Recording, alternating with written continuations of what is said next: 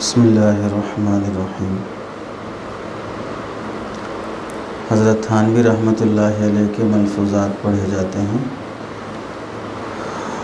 किसी मौके से हज़रत पीर ज़ुल्फ़िकार साहब नक्शबंदी दामत बरकातुहू उनकी हिदायत और हज़रत की लिखी हुई तहरीर पढ़ी जाती है, और किसी मौके से हज़रत थानवी रहमतुल्लाहि अलैह की हिदायत पढ़े जाते हैं।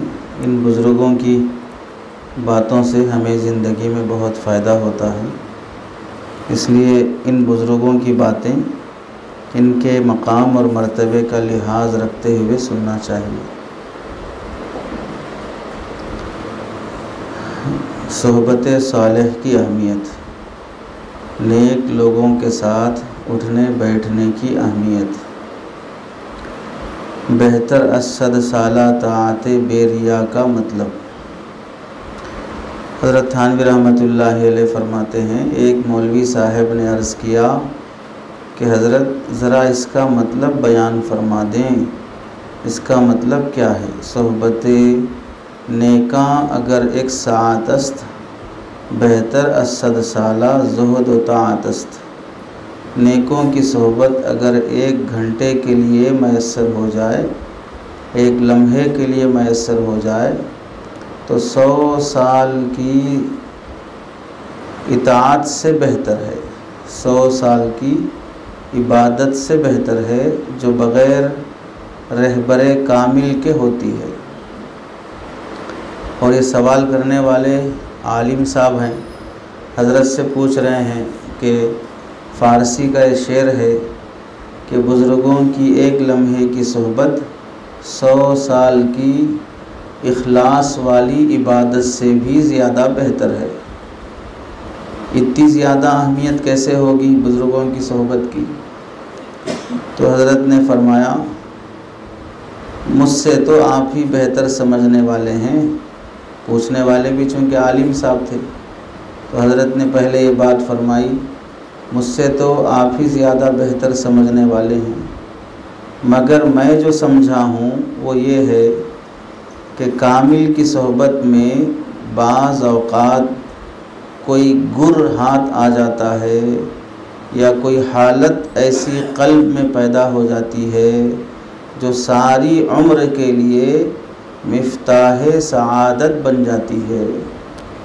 बुज़ुर्गों की, अल्लाह वालों की सोहबत में बैठने के बाद कोई नुक्ते की बात, कोई दिल को छू लेने वाली बात, कोई ऐसी काम का तरीक़ा हमें मिल जाता है जिसकी वजह से सआदतमंदी के रास्ते हमारे लिए आसान हो जाते हैं, नेक बनने के रास्ते हमारे लिए आसान हो जाते हैं।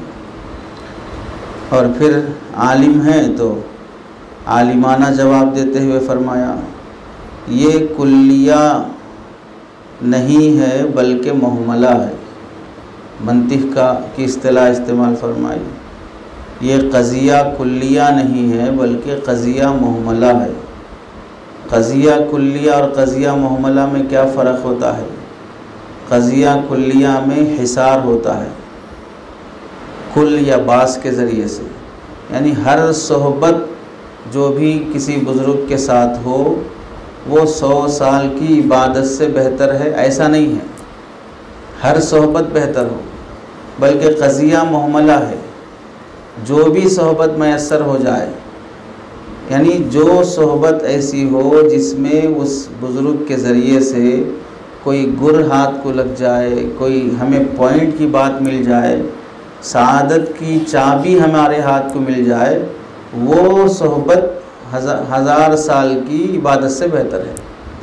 अब रही बात क़ज़िया मुहमला में, चूँकि वो कौन सी सोहबत है जिसमें हमें वो गुर हाथ को मिलेगा, वो सआदत की चाबी हाथ को मिलेगी, हम नहीं बता सकते।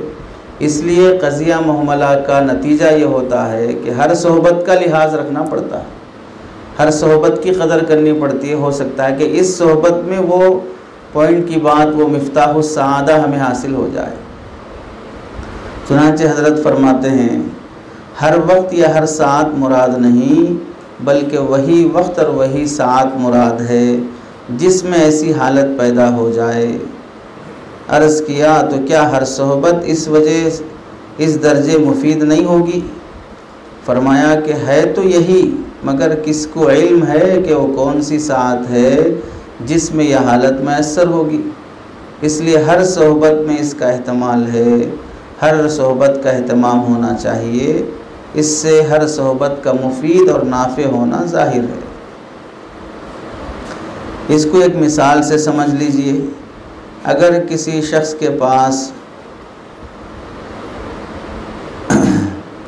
100 तोला सोना हो, उसके अलावा उसके पास कुछ नहीं है, 100 तोला सोने का सिक्का है उसके पास, बाकी गाड़ी नहीं है, घर नहीं है, उसके पास कपड़े नहीं हैं, खाने का अच्छा सामान नहीं है, तो कौन आदमी कहेगा कि इस आदमी के पास तो गाड़ी भी नहीं है, घर भी नहीं है, कपड़े भी नहीं है, बेचारा गरीब आदमी है। लेकिन ज़रा तामुक की नज़र से देखा जाए तो जिसके पास 100 तोला सोने का टिकिया या बिस्किट है, उसके पास दुनिया की हर चीज़ है। वो 100 तोले की बिस्किट बेचेगा, गाड़ी भी ख़रीद सकता है, घर भी ख़रीद सकता है, कपड़े भी ख़रीद सकता है। बिल्कुल इसी तरह बुज़ुर्गों के पास यही कैफियत होती है। बज़ाहिर उनके पास कोई बड़ी बड़ी दौलत, कोई बड़े ओहदे, बड़ी इबादतें, बड़ी सल्तनतें, बड़े रियाज़ात और मुजाहदात नज़र नहीं आते हैं, लेकिन सारी इबादतों का जो असल ख़ुलासा है रज़ा इलाही, इखलास, वो गुर उनके पास मौजूद रहता है कि जो कुछ भी करते हैं वो अल्लाह के लिए करते हैं। बड़े बड़े काम करके भी नाकाम हो जाते हैं लोग, और ये छोटी छोटी तस्बीह पढ़ के भी अल्लाह के मकबूल बंदे बने रहते हैं। तो हज़रत फरमाते हैं हर चीज़ उसके कब्ज़े में है। इसी तरह अगर वो कैफियत उसके अंदर पैदा हो गई तो बज़ाहिर ख़ास ताआत में से कोई भी चीज़ उसके पास नहीं, मगर हुक्मन हर चीज़ है उसके पास। इसी से सब काम उसके बन जाएंगे, और असल चीज़ वही काम है जिनकी ये मिफ्ताह सोहबत, जिनकी ये मिफ्ताह सोहबत में नसीब हो गई। और अगर वो अमाल न किए तो निरी मिफ्ताह किस मसरफ़ की। यानी बुज़ुर्गों की सोहबत में बैठने, उन अल्लाह वालों की सोहबत पाने के बाद हमारे अंदर आमाल की कैफियत पैदा होना चाहिए। अगर आमाल की कैफियत पैदा नहीं हुई, तब्दीली नहीं आई, ज़िंदगी में अल्लाह का खौफ और खशियत पैदा नहीं हुआ, तो फिर ऐसी सोहबतों से कुछ हासिल होने वाला नहीं है। लोग बड़े बड़े बुज़ुर्गों के साथ रहकर भी बदनामी का ज़रिया बन जाते हैं। एक साहब ने सुनाया, मेरा पैसा फ़लाँ साहब को पार्टनर में दिए थे, वो साहब डुबा के पूरा खा लिए। अब वो माशाअल्लाह फ़लाँ बुज़ुर्ग के साथ रमज़ान में उम्रा भी करके आए, फ़लाँ जगह पर 2 महीने वक्त भी लगा के आए, फ़लाँ बुज़ुर्ग के पास एतकाफ़ भी बैठ के आए। सब काम हो रहे हैं, लेकिन इधर से जितने हराम खोरी होना है वो भी हो रही है। तो बुज़ुर्गों की सोहबत में रहने से मकसद ये है ज़िंदगी में तब्दीली आती हुई महसूस हो कि आदमी हराम छोड़ रहा है, हलाल की फ़िक्र पैदा हो रही है।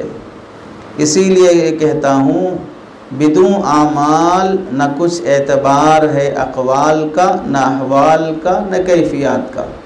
आमाल के बग़ैर सिर्फ़ बातें बातें बना लिए, सिर्फ हुलिया और ज़ाहिर चेहरा मोहरा बना लिए, इससे कुछ होने वाला नहीं। अमल ज़िंदगी में आना ये सबसे अहम चीज़ है। इसलिए इन चीज़ों में से किसी चीज़ में भी हज़ ना होना चाहिए। लज्जत आ रही है तो काम करेंगे, इबादत करेंगे, मज़ा नहीं आ रहा है तो फिर काम छोड़ देंगे। अगर एतबार के काबिल कोई चीज़ है तो वह आमाल हैं, और आमाल बिला तौफ़ीक़ हक़ के मुश्किल हैं। नेक आमाल असल चीज़ है, और नेक आमाल की तौफ़ीक़ अल्लाह की तरफ से मिले बग़ैर नहीं हो सकती है। और तौफ़ीक़ आदतन मौक़ूफ़ है सोहबत कामिल पर। नेक लोगों की सोहबत से अल्लाह ताला आज न सही कल नेक आमाल की तौफ़ीक़ बख्श देते हैं। इसी को मौलाना रूम फरमाते हैं, क़ाल रब गुज़ार मर्द हाल शौ पेश मर्द कामिले पामाल शो। बातें बनाना छोड़ो, हालत दुरुस्त करने की फ़िक्र करो। बातें बनाना छोड़ो, अपनी हालत दुरुस्त करने की फ़िक्र करो। किसी अल्लाह वाले के सामने अपने आप को छोटा बना के पेश करो। लोगों में बीमारी ये है कि किसी को बड़ा बनाने के लिए तैयार हो जाते हैं, लेकिन ख़ुद छोटे बनने के लिए तैयार नहीं होते। वो बड़े हैं अपनी जगह पर, मैं भी अपनी जगह पर बड़ा हूँ, तो उनकी सुनने की क्या ज़रूरत है। जब तक अपने को छोटा नहीं बनाएंगे किसी के सामने, उस वक्त तक पानी उधर नहीं ढलता है जिधर बुलंदी और ऊंचाई होती है। जिधर ढलान होता है पानी उधर की तरफ ढल जाता है। ऐसे ही जब हम किसी के सामने अपने को छोटा बनाएंगे तो फिर उन बुज़ुर्गों की नसीहतें दिल में असर करेंगी। बैठा हूँ बड़ा बनकर, मुझे सुनना नहीं है सुनाना है। मुझे सुनना नहीं है ऐब देखना है। मुझे सुनना नहीं है पहले कैसे थे अब कैसे हैं देखना है। मुझे सुनना नहीं है वहाँ कैसी बात होती है यहाँ कैसी बात होती है। मुझे सुनना नहीं है ये शोभा कैसे है और ये शोभा कैसे है। जाहिर सी बात है, जब दिल के दरवाज़े और खिड़कियाँ सब बंद करके बैठा है तो कोई बात असर नहीं करेगी। उसकी मिसाल ऐसी ही है कि नल के सामने अपना लोटा अपना मटका सीधा रखने के बजाय उल्टा रखेगा तो 7-10 साल भी क्यों ना रखो, एक ख़तरा पानी नहीं गिरेगा। जब नल के पास मटका रखे ही हो तो फिर क्या मत मारी गई है, सीधा रख लो, उल्टा क्यों रखे हो। जब सुनना ही है बुज़ुर्गों की बातें तो अच्छी नीयत से सुन लिया करो। बुरी नीयत और बदनीयती से सुन के क्या करोगे। तो जब हमें पानी लेना ही है, नल के पास आई है तो मटका सीधा रख लो ना। नल के पास आके भी उल्टा मटका रखेगा तो उससे बड़ा बेवकूफ़ कौन होगा। और फिर बोलते फिरेंगे इतने साल फ़लाँ बुज़ुर्ग के पास रहा, इतने साल फ़लाँ लोगों के साथ रहा, इतने साल फ़लाँ नेक लोगों की सोहबत और जमात में रहा। फ़ायदा क्या होगा जब उल्टा मटका लेके घूमते रहेंगे। एक मौलवी साहब ने सवाल किया कि हज़रत इस्तिदात कितने दिनों में पैदा हो सकती है। यानी मैं अगर किसी बुज़ुर्ग की सोहबत में रहा तो मैं अल्लाह वाला बन जाऊं, वली बन जाऊं, नेक बन जाऊं, तो कितना टाइम लग सकता है इसमें वली बनने के लिए। तो उन साहब ने समझा होगा जैसे 10 क्लास तक पढ़ते जाएंगे तो 10 साल में 10 पास कर लेंगे, 2 साल में डिग्री पास कर लेंगे। वैसा किसी बुज़ुर्ग के पास रहेंगे तो इतने साल में हम भी वली और बुज़ुर्ग बन जाएंगे। तो उन्होंने पूछा कितने साल में हमारे अंदर ये इस्तिताअत पैदा हो जाएगी कि हम भी बुज़ुर्ग बन जाएं। तो हज़रत ने फरमाया कद मुख्तलिफ़ होते हैं, हर आदमी की हैसियत मुख्तलिफ़ होती है। बचपन में कद पस्ता होता है, जब छोटे बच्चे रहते हैं तो हाइट कम रहती है, रफ्ता रफ्ता बढ़ता है। क्या कोई बतला सकता है कि इस कदर कद कितने दिनों में हो जाएगा। 8 साल का बच्चा है, 4 फीट का या 3 फीट का है, कौन बोलेगा कि 12 साल में कितने फीट का हो जाएगा, 15 साल में कितने फीट का हो जाएगा। कद हर साल कितनी बढ़ेगी कौन बोल सकता है। रफ्ता रफ्ता बढ़ती है। अपनी मेहनत खाने की वर्जिश की करते रहना चाहिए। इतने सालों में इतना कद बढ़ जाएगा, चाहे मैं खाऊं ना खाऊं, वर्जिश करूं ना करूं, ऐसा तो नहीं है। तो कौन बता सकता है। इस फिक्र ही में आदमी क्यों पड़े कि मैं कब बुज़ुर्ग बन जाऊंगा, कब वली बन जाऊंगा। और फरमाया वफ़ी कुल्ली वादी यहीमून, शायर लोग ख़याली मज़ामीन के हर मैदान में हैरान फिरते हैं। ऐसा मिज़दाक़ क्यों बने हो, खाली सोच में पड़े हो मैं भी बुज़ुर्ग बन जाऊं, मैं भी वली बन जाऊं। या सोचने से पहले ऐसा भी सोच रहे होंगे मैं ख़ुद ऑलरेडी बुज़ुर्ग हूँ, क्या बुज़ुर्गों के पास जाऊं, क्या बुज़ुर्गों की बात सुनूं।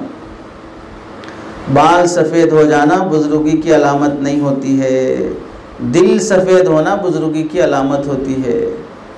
एक बुज़ुर्ग दुआ करते थे अल्लाह बाल सफ़ेद होते जा रहे हैं और दिल सियाह होता जा रहा है। दिल की सियाही और दिल की सफ़ेदी, इस पर असल मदार है। ऐसा मिज़दाक़ क्यों बनते हो कि खाली सोच में पड़े हो। मैं दावे से नहीं कहता, मगर अल्लाह ने ऐसे उसूल दिल में डाल दिए हैं कि बड़ी सी बड़ी बात आसान और सहल हो जाती है। और इसीलिए कहता हूँ कि अगर बड़ी सी बड़ी सल्तनत भी मुहक्किकीन के हाथों में हो तो उसका इंतज़ाम हो सकता है, कोई बदनज़मी बिहम्दिल्लाह ना हो। कहने का मतलब यह है कि अल्लाह वालों के दिल में अल्लाह ताला ऐसे जवाबात और ऐसी रहबरी की बातें दिल में डालते हैं कि कोई बात समझाना उनके लिए मुश्किल नहीं होता है। हज़रत हाजी साहब रहमतुल्लाह अलैह, हाजी इमदादुल्लाह साहब मुहाजिर मक्की रहमतुल्लाह अलैह के मुताल्लिक़ फ़रमाते हैं, एक मौलवी साहब के सवाल के जवाब में फ़रमाया कि इस दीनी ताल्लुक़ में दोनों का फ़ायदा है। अगर किसी अल्लाह वाले से हम जुड़ जाते हैं तो उसमें शेख का भी फ़ायदा है जो किसी की रहबरी कर रहे हैं, और जो सालिक है, तालिब है, तसव्वुफ़ और सलूक के रास्ते में चल रहा है, उसका भी फ़ायदा है। चुनांचे क्या फ़ायदा है? अगर मुरीद गड़बड़ में फंस गया तो पीर रहबरी करेगा। सालिक जो सलूक में चल रहा है, होता है बहुत सी मर्तबा नाजायज़ ताल्लुक़ात भी रहते हैं, हराम कारियाँ भी रहती हैं, बहुत से हराम कामों में मुब्तला रहते हैं, घरों में माँ बाप पर बोझ बने रहते हैं, कॉलेज की ज़िंदगी बहुत नाकाबिल बयान रहती है। किसी बुज़ुर्ग से हमने अपना वक्त ले लिया तो उनके सामने हम अपने दिल का दुखड़ा सुना सकते हैं, वो दुआ कर सकते हैं, वो हमारी रहबरी कर सकते हैं, इसमें मुरीद का फ़ायदा होता है। और अगर पीर फंस गया तो मुरीद उसकी रहबरी कर सकता है। कभी कभार छोटे लोग भी बड़ों के बारे में बोलते हैं कि हज़रत ये गलती हो रही है। मेरे ख़्याल से ऐसा नहीं होना चाहिए। हर इंसान एक दूसरे का मोहताज है। हमारे हज़रत हाजी साहब रहमतुल्लाह अलैह इस ताल्लुक़ की मसलिहत में फ़रमाया करते थे, अगर पीर मरहूम होगा, मरहूम का मतलब नेक है और नेकी की हालत में इंतकाल हुआ है, तो कल क़ियामत के दिन हो सकता है अपने साथ जुड़े हुए लोगों के बारे में वो शफ़ाअत करे, फ़लाँ मेरे साथ चलता था, फ़लाँ तौबा करता था, अपने गुनाहों के बारे में आके रोया धोया करता था। इस वास्ते हो सकता है कि अल्लाह ताला शेख को ये मौका दे कि फ़लाँ की सिफारिश कर सकते हो। जन्नत में ले जाने के लिए बैत नहीं किया जाता है। किसी से बैत करना ये वादा नहीं है कि जिसके हाथ में बैत किया हो वो तुम्हें सीधे जन्नत में ले जाएगा। ये वादा तो नबी करीम सल्लल्लाहु अलैहि वसल्लम ने सहाबा से नहीं किया, ये वादा तो सहाबा ने ताबईन और अपनी औलाद से नहीं किया कि जो मुझे देख लेगा मैं उसे जन्नत में ले जाने की गारंटी दूंगा। ऐसी कोई एक हदीस नहीं है। सहाबा के आमाल पर अल्लाह ने ख़ुद उनके जन्नती होने की आयतें नाजिल फरमाई। सहाबा की क़ुरबानियों पर अल्लाह ने उनके जन्नती होने की आयतें नाजिल फरमाई।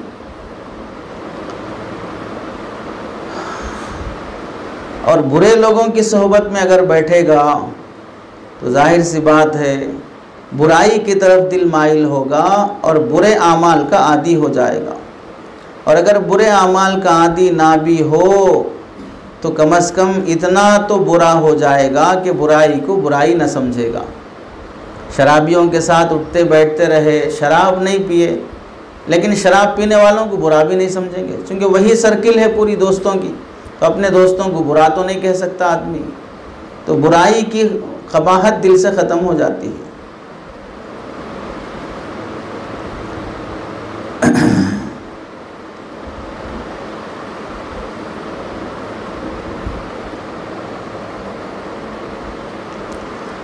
एक मौलवी साहब ने अर्ज़ किया कि हज़रत आजकल तो पीरों के यहाँ बाकायदा रजिस्टर और दफ्तर हैं, कौन कौन किसके कितने मुरीद हैं लिखा रहता है। ये तरीक़ा हमारे अकाबिर का नहीं है कि रजिस्टर और दफ्तर बनाकर कितने मुरीद बने हैं, कितने जुड़ के चल रहे हैं। ऐसा मुरीदों को आम करते रहने का तरीक़ा हमारे असलाफ़ का नहीं है। जिसको गर्ज़ पड़ी है वो खुद आए अपनी इस्लाह करा ले, जिसको गर्ज़ नहीं पड़ी है वो जाए जहाँ जाना चाहे। तो हज़रत ने तबस्सुम फरमा कर फरमाया, जी हाँ, कहीं वो दफ्तर इल्लीयीन होता है और कहीं दफ्तर सिज्जीन होता है। दफ्तर इल्लीयीन का मतलब जहाँ नेक लोगों की रूहें जमा होती हैं, और दफ्तर सिज्जीन का मतलब जहाँ बुरे लोगों की रूहें जमा होती हैं। हज़रत ने मजाकन फरमाया, हो सकता है कि भाई जन्नतियों और जहन्नमियों का दफ्तर बना रहे होंगे। क्या फ़ायदा इस दफ्तर से अगर आदमी ख़ुद आमाल में दुरुस्तगी ना लाए, खाली फहरिस्त भरी रहेगी कि हमारे इतने हैं, बाकी चलने वाला और नेक होने वाला तो कोई भी नहीं है। और बड़ी अजीब बात फरमाई इस सिलसिले में, फरमाया इन जाहिल पीरों की अजीब हालत है। मुंबई में एक पीर ने अपनी मुरीदनी से कहा कि सामने आओ।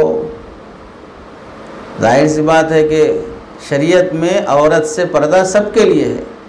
आलिम और मुफ्ती साहब को इजाज़त नहीं है कि उनके सामने मसला पूछने कोई ख़ातून बग़ैर पर्दे के आए। नबी करीम सल्लल्लाहु अलैहि वसल्लम के पास सहाबियात भी जब मसला पूछने के लिए आती थीं तो पर्दे की हालत में आती थीं, बग़ैर पर्दे के रसूलुल्लाह सल्लल्लाहु अलैहि वसल्लम के सामने आने की भी इजाज़त नहीं है। अब सबसे पाकीज़ा दिल, क़ल्बे नबूवत, जिसके दिल में कभी कोई खोट पैदा ही नहीं हो सकती है, फिर भी वहाँ पर पर्दा है। तो जब रसूलुल्लाह से पर्दा है तो दुनिया में कोई इंसान नहीं बोल सकता मेरा दिल साफ़ है, पर्दे की ज़रूरत नहीं है। उस्ताद के सामने शागिर्दा लड़की को पर्दा करना है बार सूरत। अब ये साहब जाहिल किस्म के थे, तो उन्होंने कहा कि आप हमारे सामने आ सकते हो, आप हमारी मुरीदन हो। तो वो ख़ातून को कुछ तामुल हुआ कि गैर महरम के सामने हम कैसे आ सकते हैं। तो ये जो जाहिल पीर साहब थे, इन्होंने फरमाया अगर तुम सामने ना आओगी तो मैदान हश्र में पहचानूंगा किस तरह कि तुम्हारी शिफात कर सकूं। ये जहालत का एक बहाना। तो एक साहब ने वहाँ जो थे हज़रत हकीमुल उम्मत रहमतुल्लाह अलैह से जुड़े हुए थे, तो कितनी ख़तरनाक बात फरमाई। उन्होंने फ़ौरन जवाब दिया कि मोहतरम, मैदान हश्र में तो लोग नंगे होंगे, लिहाजा नंगे देखना चाहिए ताकि वहाँ पहचानने में सहूलत हो। आज कपड़े पहने देखे, वहाँ कल नंगे देख के पहचान ना सके। ये तो तुम्हारी हिमाकत है कि औरत से बेपर्दा और होने के तुम ले बहाने ढूंढ रहे हो। तो वहाँ तो कपड़े पहने देखकर वहाँ नंगे होने की हैयत में ना पहचान सको, इस तरह तुम भी नंगे होकर अपने को दिखलाओ कि कभी वो कपड़ों में देखकर वहाँ नंगा ना पहचान सके। हज़रत फरमाते हैं क्या वाहियात और खुराफात है, अस्तगफिरुल्लाह। वहाँ तो मग़फ़िरत, मारिफत, ताल्लुक़ात रूहानी से होगी। अल्लाह के नबी अलैहिस्सलाम हम 1400 साल बाद पैदा हुए हैं, तो 1400 साल बाद भी अल्लाह के नबी हमको पहचानेंगे। कैसे पहचानेंगे? रूहानी ताल्लुक़ की वजह से। अल्लाह के नबी ने क्या फ़रमाया कि मोमिन के वज़ू के आज़ा चमकते होंगे, उनके आज़ा के नूर से मैं पहचानूँगा। थोड़ी हमारी रिश्तेदारी अल्लाह के नबी अलैहिस्सलाम से है कि हम अल्लाह के नबी के बेटे हैं या पोतरे हैं, भांजे हैं, भतीजे हैं, इस वास्ते पहचानेंगे। तो रूहानी ताल्लुक़ में, ये रूहानी ताल्लुक़ात से मारिफत हासिल होती है। ये बहाने हैं जो गुनाहगार होते हैं, इस तरह के बहाने तलाश करते हैं। दरअसल ऐसे जाहिलों की वजह से ही नेक लोग भी बदनाम होते हैं। ऐसे जाहिल तरीक़े के लोगों की वजह से नेक लोग भी बदनाम किए जाते हैं। इस हिस्सी और बेपर्दा देखने दिखाने से वहाँ की मारिफत को क्या ताल्लुक़, वो आलम ही दूसरा है। इसमें कहना यह है कि आदमी किसी से ताल्लुक़ रखे तो इस्लामी आदाब से बालातर नहीं हो जाता। पर्दे का हुक्म जो पहले से है अभी भी है, किसी से मुरीदन बन जाने से पर्दे का ताल्लुक़ ख़त्म नहीं होगा। हज़रत ने यहाँ तक लिखा, हमारे अकाबिरीन में से हैदराबाद के बड़े बुज़ुर्ग गुज़रे हैं, हज़रत अब्दुल्ला शाह साहब नक्शबंदी रहमतुल्लाहि अलैह, बड़े बासलाहियत, बड़े नेक तक़वे के कुतुब दक्कन के नाम से मशहूर हैं। तो हज़रत के पास एक बुढ़िया ख़ातून बैत होने का इजहार किया कि हज़रत मैं आपसे बैत होना चाहती हूँ। तो हज़रत ने कहा ठीक है, पर्दे के आड़ में बैठ जाओ, मैं कलिमात पढ़ाता हूँ, पढ़ लो। तो वो बड़ी ख़ातून बूढ़ी औरत थी, कहने लगी हज़रत आप भी बूढ़े हैं, मैं भी बूढ़ी हूँ, अब पर्दा करने से क्या फ़ायदा, इस वास्ते हाथ में हाथ दे के बैत कर लेते हैं।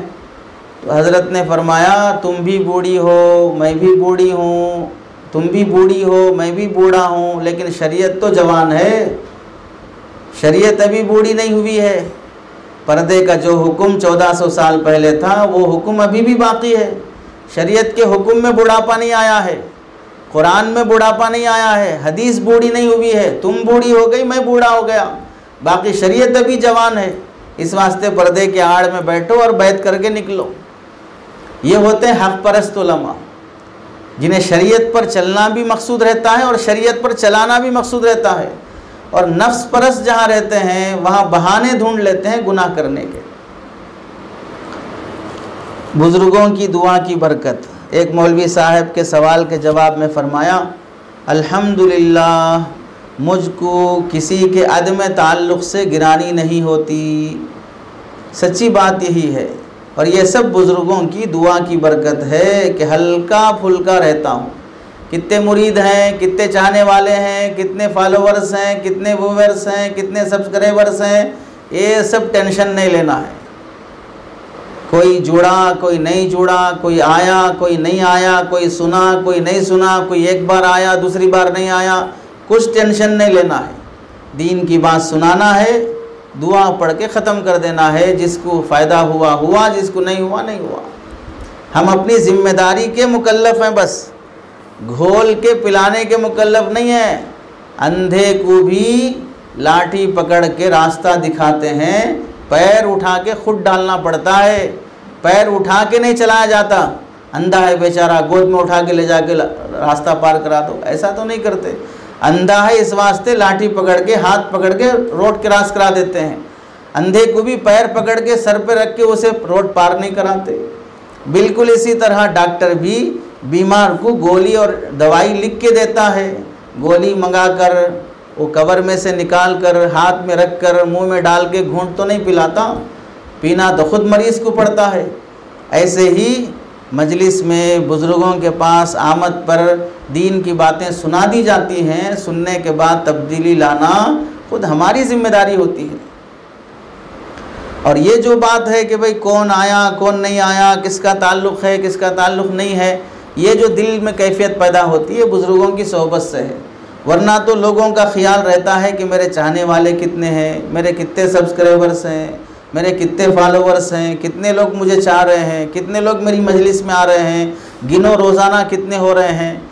ये सब टेंशन तो उसे होता है जिसे मजमा लगाने की फ़िक्र होती है, जिसे भीड़ जमा करने की फ़िक्र होती है, और हमें तो इसकी कोई फ़िक्र नहीं है। हज़रत थानवी फरमाते, मैं कहता हूँ इमाम के पीछे जिस कदर ज़्यादा मुक्तदी होंगे उसको परेशानी उतनी ही बढ़ेगी। इस वास्ते कि जितने मुक्तदी होते, जितनी ज़ुबानें, जितने मुंह हैं उतनी ज़ुबानें हैं। हर मुक्तदी कुछ ना कुछ टोकेगा, कुछ ना कुछ बोलते रहेगा, चूँकि जहाँ भी बोलने के लिए आज़ादी राय का जो हक़ है जमहूरी मुल्क में, वो सबसे ज़्यादा आज़ादी राय का हक़ इस्तेमाल करने की जगह मस्जिद है। जो आया मुंह खोल के उठा के मुंह सड़ा मुंह लेके आया, बोल के चला गया, बस ख़त्म। उसको क्या गर्ज पड़ी है, इमाम क्या है, मुअज्जिन क्या है, इंतज़ाम क्या है, मस्जिद कौन सी जगह है, उससे क्या गर्ज पड़ी है। जो आया बोल के चला गया। और अगर 10,000 मुक्तदी हुए, नमाज में गलती हो गई तो फिर आओ सारी, या फिर बाद में याद आई, ये शख्स सारी उम्र मुसीबत में रहेगा कि भाई अब 10,000 लोगों को तलाश कर कर के इत्तला करो कि फ़लाँ वक्त में नमाज में गलती हो गई थी, अपनी नमाज दोहरा लो। तो गलती नहीं हुई तो गलतियां पब्लिक निकालेगी, गलती हो गई तो पब्लिक को खुद तलाश करना पड़ेगा गलती बताने के लिए। गलती हो गई, नमाज दोहरा लो। हज़रत फरमाते हैं अगर 2-4 ही मुक्तदी हुए, बहुत आसानी से इत्तला कर देंगे और सुबुकदोश हो जाएंगे। इस वास्ते भीड़ जमा करने की फ़िक्र नहीं होना चाहिए। जब कोई शख्स अपनी बातिनी तरबियत और इस्लाह की गर्ज से हज़रत वाला से इस्लाह का ताल्लुक़ पैदा करना चाहता, हज़रत वाला को यह मालूम हो जाता कि उसको मुझसे मुनासबत नहीं है, तो चूँकि सिलसिले तसव्वुफ़ और तरीक़ में बातिनी तरीक़े बातिनी में फ़ैज़ बातिनी का मदार शेख और मुरीद के में बाहम मुनासबत पर है। ये बात पहले भी आई थी। जिस बुज़ुर्ग से हम अपना ताल्लुक़ कायम करना चाहते हों वहाँ मुनासबत ज़रूरी है। मुनासबत के बग़ैर कोई फ़ायदा नहीं होता, कोई फ़ायदा नहीं होता। तो हज़रत फरमाते अगर शेख से मुरीद को मुनासबत नहीं, शेख से मुरीद को मुनासबत, एक तो है मुरीद को शेख से मुनासबत होना, मैं जिससे जुड़ रहा हूँ उनको मेरे से अटैचमेंट होना, एक ये बात है। दूसरी बात है कि शेख को भी मुरीद से मुनासबत होना कि ये मेरा मुरीद बन सकता नहीं बन सकता, नहीं तो हरगिज़ मुरीद को शेख से फ़ायदा नहीं हो सकता। इसलिए हज़रत थानवी का मामूल था कि उस तालिब और सालिक पर ज़ाहिर फरमा देते कि तुम में और मुझ में मुनासबत नहीं हो सकती, तुमको मुझसे नफ़ा नहीं होगा, इसलिए तुमको चाहिए कि किसी दूसरे शेख से अपनी इस्लाह और ताल्लुक़ पैदा कर लो। ये नफ़रत और दुश्मनी की बात नहीं है। बातिनी ताल्लुक़ में ये बुनियादी बात है कि किसी से भी फ़ायदा होना हो, पहले क़ल्बी तौर पर ताल्लुक़ और मुनासबत ज़रूरी है। इसके मुतालिक फ़रमाया, बाज़ लोग कहते हैं तालिब को अभी से साफ़ जवाब क्यों दे दिया जाए, बल्कि इंतज़ार करना चाहिए। मुमकिन है मुनासबत उसके अंदर अगर वक्त उस वक्त नहीं है, रफ्ता रफ्ता आइंदा पैदा हो जाएगी। हज़रत थानवी तो वो हैं जो दफ़े दखल मुक़द्दर, पैदा होने वाले शक और शुबात को भी दफ़ा करते चलते हैं। मुनासबत नहीं है, फ़ौरन बोल दिए भाई आप चले जाओ यहाँ से, कहीं और जाके इस्लाह कर लो। तो थोड़े दिन रहने दो, आते आते मुनासबत हो जाएगी, उसके बाद फिर ताल्लुक़ भी हो जाएगा। तो हज़रत ने फरमाया, मैं कहता हूँ तालिब को अपने शेख से मुनासबत पैदा करने का ये तरीक़ ही नहीं है कि पहले बैठने दो, सुनने दो, आने दो, फिर मुनासबत पैदा होगी। ये तरीक़ ही नहीं है। अव्वल तालिब यानी सलूक में चलने वाला सालिक शेख से अपनी इस्लाह का ताल्लुक़ कायम करे, उसके बाद फिर अपने शेख से मुनासबत पैदा करने की कोशिश करे। ये तरीक़ा ही नहीं है, बल्कि तरीक़ ये है कि तालिब को चाहिए अगर उसको मुनासबत पैदा होने की उम्मीद हो, अव्वल वो अपने शेख से मुनासबत पैदा करे। जब मुनासबत पैदा हो जाए उसके बाद अब उससे अपनी इस्लाह का ताल्लुक़ कायम करे। क़ब्ल मुनासबत ताल्लुक़ बिल्कुल बेकार है। और शेख मुरीद में जो मुनासबत शर्त नफ़ा है, उसका लिहाज गो इस ज़माने के लोगों में तर्क कर दिया गया है, मगर बुज़ुर्गान सल्फ़ इसका बेहद ख़्याल रखते थे। चुनांचे मुख्तलिफ़ बुज़ुर्गों की हिकायतों में ऐसे वाक़यात मिलते हैं कि कोई तालिब और सालिक सफ़र करके दूर दराज से फ़लाँ शेख के पास हाज़िर हुआ और उन बुज़ुर्ग से बैत की दरख्वास्त की, तो उन बुज़ुर्ग ने बजाय इसके कि उनकी दरख्वास्त को कबूल करते साफ़ साफ़ कह दिया कि तुम्हारा हिस्सा हमारे यहाँ नहीं है, तुम फ़लाँ बुज़ुर्ग के पास चले जाओ, वहाँ से तुमको फ़ैज़ होगा। फिर हज़रत हकीमुल उम्मत ने इरशाद फरमाया, अफसोस है सदियों के बाद तो सिलसिले तसव्वुफ़ का ये तरीक़ इहया हुआ है, ज़िंदा हुआ है, लोग इसको फिर मिटाना चाहते हैं। सिलसिले तसव्वुफ़ का ये तरीक़ा सदियों के बाद ज़िंदा हुआ है, लोग फिर इसको मिटाना चाहते हैं।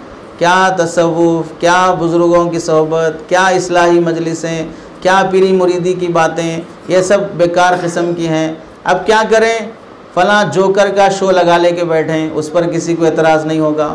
फ़लाँ न्यूज़ चैनल लगा लेके बैठें, उस पर किसी को एतराज़ नहीं होगा। फ़लाँ इंजीनियर और डॉक्टर की फालतू खुराफात सुनते बैठें, कुरान हदीस की तहरीफ़ात सुनते बैठें, उस पर किसी को एतराज़ नहीं होगा। बुज़ुर्गों की बातें सुनी सुनाई जाती हैं तो एतराज़ पैदा होगा कि ये सब क्या बातें हैं। कभी उन गलत बातों पे एतराज़ नहीं होगा। पता चला दिल सिर्फ काला ही नहीं हुआ है, दिल पत्थर बन चुका है। सिर्फ दिल काला ही नहीं हुआ है, आँखों पर भी पर्दा पड़ चुका है, अक़ल पर भी पर्दा पड़ चुका है कि डाउट और एतराज़ किन बातों में होना चाहिए था, डाउट और एतराज़ किन बातों पर हो रहा है। अल्लाह से दुआ है कि अल्लाह ताला हम सबको क़ल्ब सलीम नसीब फ़रमाए, बुज़ुर्गों की सोहबत की कदर नसीब फ़रमाए। आमीन व आखिरु दावाना अनिल हम्दुलिल्लाहि रब्बिल आलमीन। मजलिस का मामूल है कि आखिर में तौबा के कलिमात पढ़ाए जाते हैं। तौबा के कलिमात का मतलब होता है इन कलिमात को इस नीयत से पढ़ना है कि अपनी पिछली गुज़री हुई ज़िंदगी से सच्ची तौबा करता हूँ, और आगे की ज़िंदगी एक अच्छा और सच्चा बंदा बनकर जीने की कोशिश और इरादा करता हूँ। और जिस नीयत से ये कलिमात पढ़े जाते हैं अल्लाह की तरफ से उम्मीद होती है कि वैसे ही फ़ैसले अल्लाह की तरफ से होते हैं। तौबा के कलिमात पढ़ लें। बिस्मिल्लाहिर्रहमानिर्रहीम। ला इलाहा इल्लल्लाह मुहम्मदुर रसूलुल्लाह। आमन्तु बिल्लाहि व मलाइकतिही व कुतुबिही व रुसुलिही वल यौमिल आखिरि वल क़द्रि खैरिही व शर्रिही मिनल्लाहि तआला वल बअस बअदल मौत। आमन्तु बिल्लाहि कमा हुआ बिअस्माइही व सिफ़ातिही व क़बिलतु जमीअ अहकामिही इक़रारुम बिल्लिसान व तस्दीक़ुम बिलक़ल्ब। अशहदु अल्ला इलाहा इल्लल्लाह अशहदु अन्ना मुहम्मदर रसूलुल्लाह। अस्तग़फ़िरुल्लाह रब्बी मिन कुल्लि ज़ंबिन व अतूबु इलैहि बिरहमतिका या अरहमर राहिमीन। अल्हम्दुलिल्लाहि रब्बिल आलमीन। अल्लाहुम्मा सल्लि अला सय्यिदिना मुहम्मदिन व अला आलि सय्यिदिना मुहम्मदिन व बारिक व सल्लिम। रब्बना ज़लमना अनफुसना व इल्लम तग़फ़िर लना व तरहमना लनकूनन्ना मिनल ख़ासिरीन। रब्बना तक़ब्बल मिन्ना इन्नका अंतस समीउल अलीम। अल्लाहुम्मा ला तकिलना इला अनफुसिना तरफ़त आइन। अल्लाहुम्मा इजअलना मिनल मुक़र्रबीन। रब्बना तक़ब्बल मिन्ना इन्नका अंतस समीउल अलीम व तुब अलैना इन्नका अंतत तव्वाबुर रहीम। व सलामुन अलल मुरसलीन वल्हम्दुलिल्लाहि रब्बिल आलमीन।